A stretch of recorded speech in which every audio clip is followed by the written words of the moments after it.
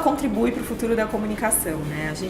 A Inexplorar tem uma curadoria de conhecimento, e como uma curadoria de conhecimento a gente ajuda as pessoas e as empresas a se relacionarem com a quantidade enorme de conhecimento, enorme de conteúdos que tem disponível hoje. A gente acredita muito que o excesso e o acesso de informação não necessariamente contribuíram para tornar as pessoas nas empresas, ou as pessoas sem crachá, mais inteligentes, né? Tanto que a gente tem, inclusive, um presidente americano sendo eleito agora, com base em pós-verdades e tudo mais. Então, o que a Inexplorato faz, ela encurta o tempo e a distância entre a informação, o conhecimento, que pode ajudar as pessoas a se transformar dentro desses contextos, né? Então, entre as empresas, as pessoas e o conhecimento que pode transformá-las. E como isso ajuda no futuro da comunicação, né? A Inexplorato, ela acredita muito que as pessoas, elas são feitas no repertório que elas têm, né? Então, as decisões em empresas não são decisões que estão sendo feitas por empresas, são decisões que estão sendo feitas por pessoas que estão sentadas lá, que têm os seus valores, que têm as suas crenças, que têm uma série de outros conhecimentos que construíram quem ela é hoje, que como que ela consegue isso, né? Com base no conhecimento dos conteúdos que ela consome. Então, o que a Inexplorato faz é ajudar essas pessoas que estão sentadas nas cadeiras das empresas, por exemplo, a tomarem decisões melhores com base no conhecimento mais embasado. Existe muito dentro das empresas, né, que a gente gosta de brincar do eu acho, eu acredito, e não necessariamente isso tem a ver com uma realidade como um todo, né, no Brasil. A gente fica muitas vezes preso no nosso próprio umbigo, nas nossas próprias verdades, e muitas vezes o que a Inexplorato faz é quebrar algumas dessas verdades com base em conhecimento, seja um dado do IBGE, um documentário, seja um estudo que foi publicado e que está preso, de repente, na biblioteca de uma faculdade. E com base nisso, a gente ajuda essas pessoas a tomarem decisões, seja construir uma marca, lançar um produto, lançar uma campanha, de forma que isso vai conectar com a realidade, de fato, daquelas pessoas, né? Seja por questões de que aquela pessoa não conhecia aquela determinada realidade, seja porque é algo muito distante.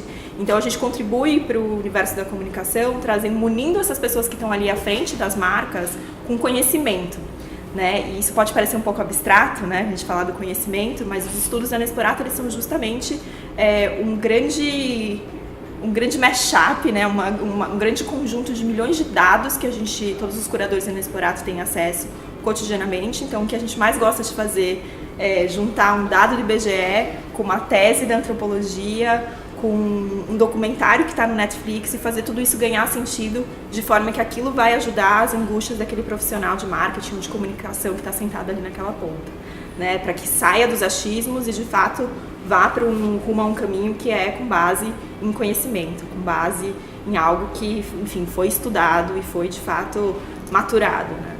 A Inexplorato, ela surge muito de uma necessidade. O que acontece, né? Algumas empresas que poderiam ter respostas, ter a mesma pergunta, vamos supor, vou brifar, uma pessoa que brifa a Inexplorato poderia brifar, por exemplo, um instituto de pesquisa. Só que o instituto de pesquisa, ele vai produzir uma nova informação, né? Normalmente o instituto de pesquisa, ele vai a campo e vai sair perguntando para as pessoas e produzir um novo dado, produzir uma nova informação. E a Inexplorato, essa sacada, ela surge justamente porque existe muito conteúdo disponível e a gente não evoluiu na mesma velocidade, com a mesma capacidade que a velocidade da informação foi sendo produzida. Então, o que mais a gente precisava não era de uma nova informação, como, por exemplo, muitas vezes uma pesquisa vai fazer. Não que a pesquisa tenha o seu valor, muitas vezes a gente parte dos estudos de pesquisa que são realizados pelas empresas para cruzar aí uma série de dados. Mas o que a gente entendeu é que existia um gap ali na forma como as pessoas estavam consumindo o conhecimento. Muitas vezes o conhecimento estava na rede das empresas, estava ali dentro do computador das pessoas que estavam trabalhando, só que elas não conseguiam, muitas vezes, assimilar aquele conhecimento porque faltava ali algum background, né? Você tinha, às vezes, um dado, uma porcentagem de um estudo, mas faltava um background acadêmico para entender o que aquele dado significava. E o que a gente faz é justamente entender que não é a falta de informação, mas é sim essa capacidade das pessoas conseguirem olhar para esse universo infinito de informações e conseguir fazer as conexões. Então, a profissão de curador de conhecimento, que é uma profissão que a gente cunhou, que hoje está ali na carteira de trabalho das pessoas, é justamente essa pessoa que ela é treinada para conseguir se relacionar com informações que muitas vezes vão ser contraditórias, muitas vezes não vão se conversar, mas é dessa riqueza desse conflito de informações que às vezes no primeiro momento podem não fazer sentido, que é onde vem a riqueza do conhecimento. E todo mundo já estudou todo o assunto que você imagina, que uma empresa ou que você precisa saber, alguém já dedicou aí uma vida inteira a estudar sobre aquilo. Então, o que falta muitas vezes na gente, nessa angústia que a gente tem nesse mundo atual de consumir o novo, a novidade, não é isso que o mundo precisa mais, né? Acho que o mundo precisa muito mais evoluir nessa capacidade de analisar aquilo que faz sentido, de fazer esses cruzamentos de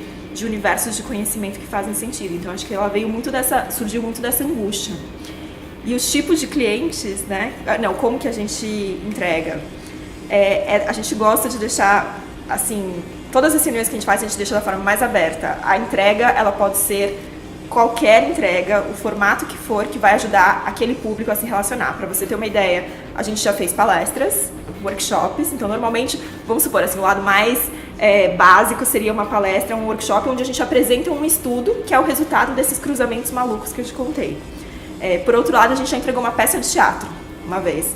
A gente chamou uma companhia de teatro que tinha uma peça que falava sobre questões de inteligência social, de machismo, racismo, enfim, preconceito. A gente trouxe essa peça, apresentou para 150 profissionais de uma empresa, e depois dessa peça a gente hackeou a peça. Então falou, putz, olha, esse personagem da peça, ele tem essa vivência porque ele vem de determinado background, ele passou por experiências X, Y, Z, por isso que ele sofre determinado preconceito, e vocês, como empresas que estão produzindo produtos para essas pessoas, tem que prestar atenção nisso, nisso e nisso. Então a gente já entregou desde peça de teatro, quando a gente acredita que, por exemplo, a arte pode ajudar melhor a sensibilizar e a fazer um ponto do que a gente ali na frente como palestrante, e a gente já entregou também uma plataforma, um site, uma vez, para uma empresa. A gente entregou um site com vários dados, uma curadoria de conhecimento em torno do machismo, com vários dados do IBGE, de observatórios e tudo mais, para o público deles, jornalistas, consumidores, poderem se relacionar com aquele universo de informação. Então a gente gosta de falar que o formato é o que menos importa. No processo de conhecimento que a gente vai ter de descobrir quais são essas informações e de conhecer quem que vai ser a pessoa que vai se relacionar com aquele conteúdo, a gente vai bolar qual que é a melhor forma de empacotar esse conhecimento que a gente está adquirindo. Até porque o conhecimento ele é muito abstrato, né? Então, pra gente dar vida a ele depois, ele vai depender muito de, putz, quem que é aquela pessoa? Uma pessoa que vai receber um time de marketing que é mais prático? Ou é um time de marketing de uma empresa que é mais cabeça aberta, que gosta de ideias super viajantes e é super aberta? De repente eu posso levar um teatro para eles. Agora, se é um bando de pessoas mais práticas, engenheiras e tudo mais, eu não vou poder levar. Eu vou ter que levar provavelmente uma palestra mais linear. Então tudo isso é levado em consideração no processo da curadoria. Quem são as pessoas, qual que é o perfil e qual que é o formato que vai conseguir ter maior aderência àquele conteúdo. A Inspirato pode não só ajudar uma pessoa por meio de um novo universo de conhecimento que vai auxiliar com novas respostas para um desafio que ela tem, mas também ajudar essa pessoa a transitar dentro do universo de conhecimento que ela conhece, que ela saiba que é necessário para ela. Então, por exemplo, se você quiser estudar sobre filosofia, por que você não vai numa livraria, conversa com o livreiro e pede para ele te indicar um determinado livro? Né? Ou porque você não dá um Google e vê quais são os principais livros de filosofia? O seu repertório ele é fundamental para você abrir a porta certa dentro do universo de conhecimento. Então, por exemplo, você tem um amigo que não entende nada sobre música e ele chega para você e fala assim, pô, você pode me indicar os grandes nomes da música, quero começar a entender um pouquinho sobre o assunto. Você não pode chegar de primeiro e dar um grande CD de jazz para ele dar um Miles Davis, porque aquilo ele não vai ter repertório para se relacionar com aquilo, vai achar aquilo uma grande barulheira, vai falar, puta, então quer dizer que jazz é uma coisa muito cabeçuda, não é para mim. Isso se aplica à filosofia, à arquitetura, ao design, à economia, à política. Então, o pressuposto da Inspirato de não só mergulhar no universo de conhecimento, mas também entender muito quem está do outro lado, é para fazer essa ponte. Porque a partir do seu repertório, eu abro a porta certa do conhecimento para te engajar nesse processo e para, de fato, fazer com que você evolua positivamente a partir dele. E o mapa? O mapa, ele é um filho, uma filha, ele é... A gênero. Exatamente. Ele nasceu dessa essência da Inspirato de ajudar pessoas a se relacionarem melhor com o conhecimento. O mapa ele existe para ajudar as pessoas a fazerem melhores escolhas. Então, do filme que você vai assistir, do documentário que você vai ver, do artigo que você vai ler, tendo como pressuposto a importância do seu repertório para você, como pessoa pertencente a um grupo social, a Inspirato tem serviços fantásticos, mas que eram muito caros. Porque nossa equipe é uma equipe multidisciplinar, é uma equipe que leva muito tempo. Nossos projetos não são entregues em 20, 25, 30 dias. A gente tem projetos que levam 3, 4, 6 meses para a gente ter uma primeira versão. E muitos dos temas a gente está estudando desde 2010, desde o ano zero da Inspirato, que a gente vem crescendo essa base de conhecimento. Isso torna o processo muito caro. E a gente sabe disso, sabe que os produtos são caros, então a gente atende hoje grandes empresas, as líderes de determinadas categorias e pessoas que possam pagar por um serviço da Inspirato com uma curadoria direcionada que custa R$ 1.800. E sempre foi um anseio nosso muito grande, a gente sempre acreditou muito que o futuro da curadoria de conhecimento seria para a pessoa física e como tornar isso acessível. E a gente encontrou a resposta por meio da união do conhecimento humano com a tecnologia. Então a gente trouxe a tecnologia para possibilitar a escalonagem desse processo todo, como que a gente consiga entregar ao nosso serviço a qualidade e a importância de uma curadoria de conhecimento num desenvolvimento pessoal com um preço muito acessível. Então o mapa hoje ele custa R$10 por mês, você assina um serviço que vai ajudar você a fazer melhores escolhas dos seus conteúdos habituais. Não é que a gente vai criar um novo hábito em você. Então a partir dos filmes que você já assiste, os conteúdos que você já vê pela internet, será que esses de fato são os melhores conteúdos para você? Será que esses de fato são os conteúdos que vão transformar você em uma pessoa melhor, que vai ajudar você a chegar num determinado desafio, que vai contribuir para a evolução social como um todo? E o mapa ele se propõe a ser uma ferramenta simples, barata e que faça você repensar sempre se você está fazendo as melhores escolhas de conteúdo para o seu dia a dia. Qual que é o papel que um documentário que você assiste numa tarde de um domingo ou uma série que você assiste numa quarta-feira à noite, como que de fato ela está ajudando você a ser uma pessoa melhor e mais preparada para lidar com os desafios atuais? Eu acho que é muito comum a gente contar sobre a Inexplorato e o mapa e as pessoas imediatamente falarem, é tipo um coaching, é tipo uma terapia, tem sempre tipo, né? Porque a gente tem essas referências. Bibliotecários estão sempre querendo conversar com a gente porque eles entendem uma semelhança no trabalho.